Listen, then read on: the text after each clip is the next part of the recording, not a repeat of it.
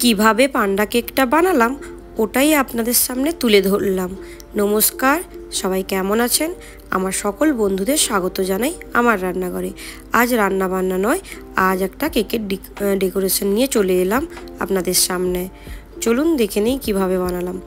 এই যে প্রথমে কেকটার মিডিল পয়েন্টটা বানিয়ে নিলাম একটা টুথপিক দিয়ে, আর তারপরে আমি ড্র করে নেব চোখ আর মুখ, ঠোঁটটা। তো এই যে ড্র করছি, আর এটা আমি ক্রাম কোট করার পরেই এই ড্রটা করছি। আমি পুরোটা আইসিং করিনি, ফুল আইসিং করিনি। ফুল আইসিং করলে ক্রিমটা বেশি হয়ে যাবে, তাই ক্রাম কোটের উপরেই এই ডিজাইনটা বানাবো। এই যে দেখতেই পাচ্ছেন আমি একটা পাইপিং ব্যাগে গানাশ ভরে নিয়েছি, তার উপরে ওইটা দিয়ে চোখটা কভার করছি। কভার করা হয়ে গেল, এবার মুখটা কভার করব। এই যে করে নিলাম। এরপরে এটা যেহেতু এবড়ো খেবড়ো হয়েছে, ওটাকে সমান করার জন্য আমি একটা স্পুনকে গরম জলে চুবিয়ে রেখেছিলাম। তারপরে ওটাকে মুছে ওই যে গরম ভাবটা থাকবে ওতেই হয়ে যাবে। এই যে দেখুন সমান করে নিলাম, ভালো করে স্প্রেড করে সুন্দর করে সমান করে নিলাম। হয়ে গেছে আমার। এরপরে পান্ডা কেকটার তো মুখে প্রচুর লোম থাকে, ওই লোমটা বানানোর জন্য আমি একটা গ্যাস নোজেল নিয়েছি। গ্যাস নোজেলটা দিয়ে এই যে লোমটা বানিয়ে নেব। আর এটা আপনারা এমনি পাইপিং ব্যাগেও করতে পারবেন, বাট গ্যাস নোজেলে খুব তাড়াতাড়ি হবে। পাইপিং ব্যাগে করলে একটা অনেক টাইম লেগে যাবে, আর গ্যাস নোজেলে সবথেকে সুবিধা হয়।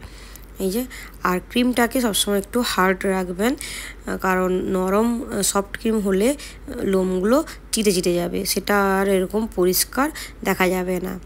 আর যেখানে যেখানে বড় একটু হয়ে গেছে, টানাটা এটার তো টানার উপরে নির্ভর করে, টানাটা ছোট বড় যেখানে হয়ে যাবে সেটা একটা টুথপিক দিয়ে হোক, আর না হলে আমি লাস্টে দেখাবো কিভাবে করতে হয়। দেখুন, পুরো কেকটা স্কিপ না করে পুরো ভিডিওটা দেখতে থাকুন, তাহলে আপনারাও পান্ডা কেকটা খুব সহজভাবে বানিয়ে নিতে পারবেন। এই যে আমি পুরো কভার করছি। আপনারা চাইলে নিচ থেকেও কভার করতে পারেন, বাট আমি উপর থেকে সবসময় কভার করি, কারণ তাতে সুবিধা একটাই হয়, প্রথম দিকে ক্রিমটা একটু টাইট বেশি থাকে, আর পেছনের দিকে যে ক্রিমটা থাকে ওটা হাতের তাপে ক্রিমটা একটু নরম হয়ে যায়, গলে যায়, তো ওটাতে তখন আর ভালোভাবে টানা হয় না, লোমগুলো ভালোভাবে হয় না। এই যে আমি একটা পাইপিং ব্যাগে ক্রিম ঢুকিয়ে নিচ্ছি, যেখানে যেখানে ফাঁকা আছে সেটা আমি কভার করে নেব, আর যেখানে যেখানে লোমগুলো একটু বড় ছিল সেটা আমি ভেঙে নিয়েছি। এরপরে আমি এই যে চোখটা একটু ভালো করে, চোখটা যে হালকা ড্র করেছিলাম বেসিকটা, তারপরে আমি চোখের মণিটা বানিয়ে নেব, এই যে সাদা দিয়ে আর কালো দিয়ে। এই যে হয়ে গেল। এরপরে এই যে দুটো ফুটকে বসিয়ে দিলাম। আর এটা গানাশ দিয়ে করেছি, তো গানাশটা অনেক সময় টানার সময় কি হয় দাঁড়িয়ে থাকে, ওইটা আমি টুথপিক দিয়ে সমান করে নিয়েছি। আর এই যে আমার ঠোঁটটা পুরো কমপ্লিট হয়ে গেল। এরপরে আমি এর যে পান্ডার যে গলার কাছে একটা দাগ থাকে, কালো বর্ডার থাকে, ওই বর্ডারটার জন্য আমি ডার্ক কম্পাউন্ডগুলো যে হয় ওইটাকে গ্রেট করে ফ্রিজে রেখে দিয়েছিলাম, তো তাতে টাইট হয়ে যাবে, শক্ত হয়ে যাবে। আর এই স্পুনের সাহায্যে আমি চারদিকে বসিয়ে দিলাম। আমি যেভাবে করলাম ওইভাবে করবেন।